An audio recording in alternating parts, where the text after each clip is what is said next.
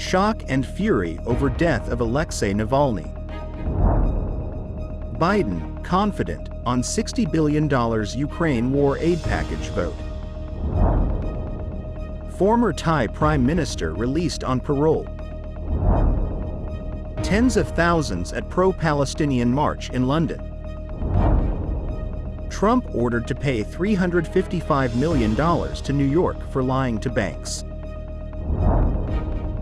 Measles infections pose far more risks than most realize.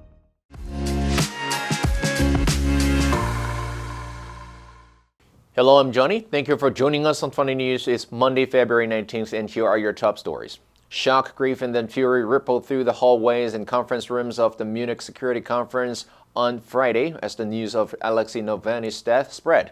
Announced by the authorities in the Siberian prison where he had been taken late last year, it did not come as a surprise.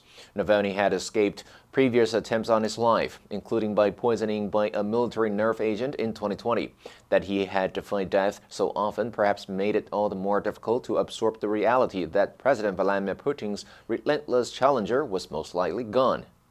In the halls of the conference, Germany's ambassador to the United States, Emily Haber, who previously served in Moscow and knew Navalny well, reacted with shock. The news came as Vice President Kamala Harris was beginning a scheduled speech, which she started off by addressing the news. If true, it would be a further sign of Putin's brutality, and that whatever they tell us, let us be clear. Russia is responsible, Harris said before moving on to her prepared statement, which included a blast against Putin and a reaffirmation of U.S. support for Ukraine. Michael McFaul, a former U.S. ambassador and friend of Navalny's, said that at dinner with Navalny the night before, she said there was no hint of him being ill. Among the conference attendees, there was little doubt that Navalny's death was anything but an assassination. U.S. President Joe Biden has assured his Ukrainian counterpart that $60 billion in military aid is on its way. The measure still needs to pass a final congressional vote, but Mr. Biden told Volodymyr Zelensky that he was confident it would be approved. Mr. Zelensky had earlier made an urgent appeal for more weapons to avoid a catastrophic situation in Europe. The U.S. has blamed Ukraine's withdrawal from the battle at Avdiivka on a lack of congressional support. Taking Avdiivka, a gateway to the Russian-seized Donetsk regional capital in the east, is Russia's first notable gain since they seized nearby Bakhmut in May. Earlier this week, the U.S. Senate approved a $95 billion, £75 billion, foreign aid package which includes $60 billion for Ukraine, after months of political wrangling. But it still faces an uphill battle in the House of Representatives, where members of the Republican Party are divided on the measure. Mr. Biden told reporters following his call with Mr. Zelensky on Saturday, "Look, the Ukrainian people have fought so bravely and heroically. They've put so much on the line, and the idea that now, when they're running out of ammunition, we'd walk away. I find it absurd." He also added, "I find it unethical. I find it just contrary to everything we are as a country. So I'm going to fight until we get them the ammunition they need and the capacity they need to defend themselves." The Ukrainian president also urged U.S. lawmakers to approve the financial package. Thailand's convicted former Prime Minister Thaksin has arrived at his mansion in the capital Bangkok after being released on parole. The billionaire was free from a police hospital where he had been serving a one-year jail sentence for corruption and abuse of power. Thaksin, 74, was detained as soon as he returned to Thailand last August from 15 years in self-imposed exile. He did not spend a single night in jail after complaining of health problems. Thaksin's original 8-year prison term was commuted to 1 year by Thailand's king, just days after he returned from exile. The handling of the case has led to criticism from many Thais, who say the rich and powerful are often given privileged treatment. Thaksin, Thailand's most successful elected leader, has long been feared by conservative royalists, who have backed military coups and contentious court cases to weaken him. He left the country in 2008 after being deposed by a coup 2 years earlier. He spent his exile years mostly in London or Dubai. His family's Pheu Thai party is currently in power in Thailand. The former telecoms magnate remains one of the most divisive public figures in the country, loathed by many of Bangkok's rich elite, but adored by millions of poor rural Thais for his populist policies. Thaksin was the first prime minister in Thailand's history to lead an elected government through a full term in office in 2001 to 2006.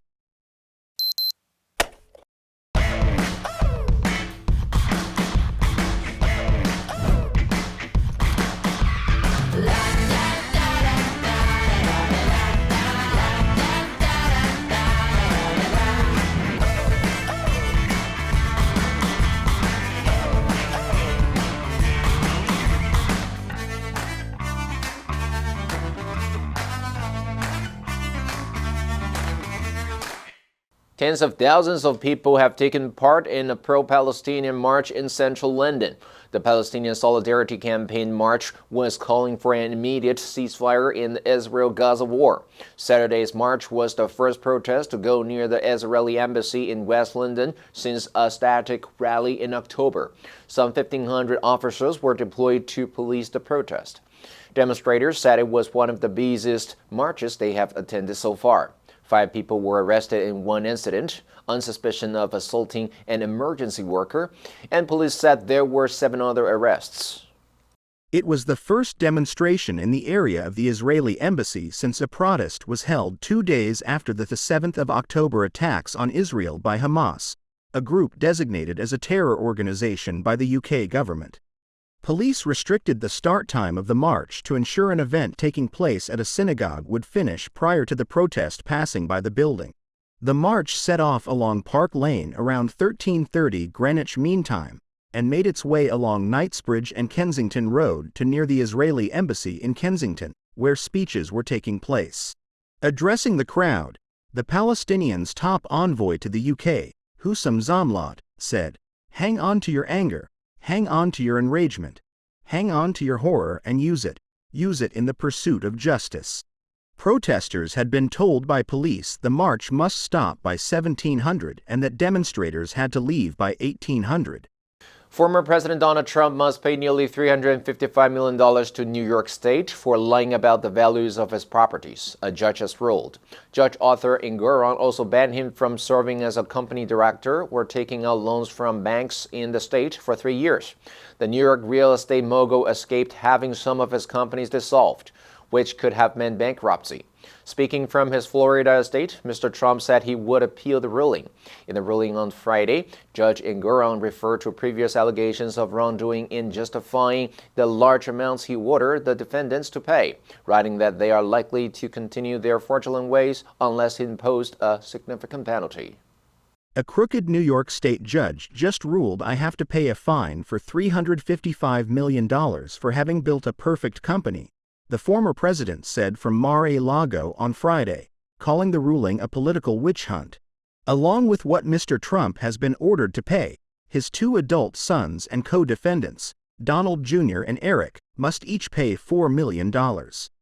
They are barred for 2 years from doing business in New York, while another co-defendant, Alan Weisselberg, the former chief financial officer of the Trump Organization, has been ordered to pay $1 million. Additionally, Mr. Trump, his company, and its affiliates cannot apply for loans in New York for 3 years. Both of Mr. Trump's sons denounced the ruling on social media, with Donald Jr. claiming the judgment was politically motivated and Eric calling the judge a cruel man. Dr. James Sherry, a professor of pediatrics and an infectious disease expert at the David Geffen School of Medicine at UCLA, said the massive resurgence of measles around the world, attributed to pandemic-related declines in immunizations and rising rates of vaccine hesitancy among parents, raises the risk of more serious complications and deaths. In the past 2 months, doctors in the U.S. have diagnosed dozens of measles cases related to unvaccinated travelers who arrived at international airports, then exposed others at hospitals and daycare centers. Measles is so contagious that even one case is considered an outbreak. Each measles patient infects an average of 12 to 18 people who lack immunity from vaccines or natural infection. In comparison, each COVID-19 patient infects about 2 other people, Dr. Paul Offit, the director of the Vaccine Education Center at Children's Hospital of Philadelphia, said. Measles is much more contagious than COVID or the flu. Although 2 doses of the measles vaccine protect 97% of children, the airborne virus spreads so quickly that 95% of children in a community need to be vaccinated in order to stop outbreaks. About 93% of children were up to date on the measles vaccine in 2022-23, according to the CDC. The answer for last Saturday was C, fiercer. Competition from abroad became fiercer in the 1990s. Now let's delve into the news of measles infections pose far more risks than most realize. Number 1, resurgence. 复兴, 复苏. Police say drugs traffickers are behind the resurgence of violence. Number 2, immunization. 免疫接种. Immunization coverage against fatal diseases has increased to 99% in some countries. Number 3, pediatrics. 儿科, 小儿科. Pediatrician, 儿科医生. The pediatrician specializes in treating children's medical needs. Next, we have a multiple choice question for everyone to practice. Which answer would you choose? You can write your answer in the comment section. The correct answer will be announced tomorrow. And that's all for today's Funday News. Be sure to tune in to Funday News from Monday to Friday and click the link below to join Funday for free. I'm Johnny Wu, your host. I'll see you next time.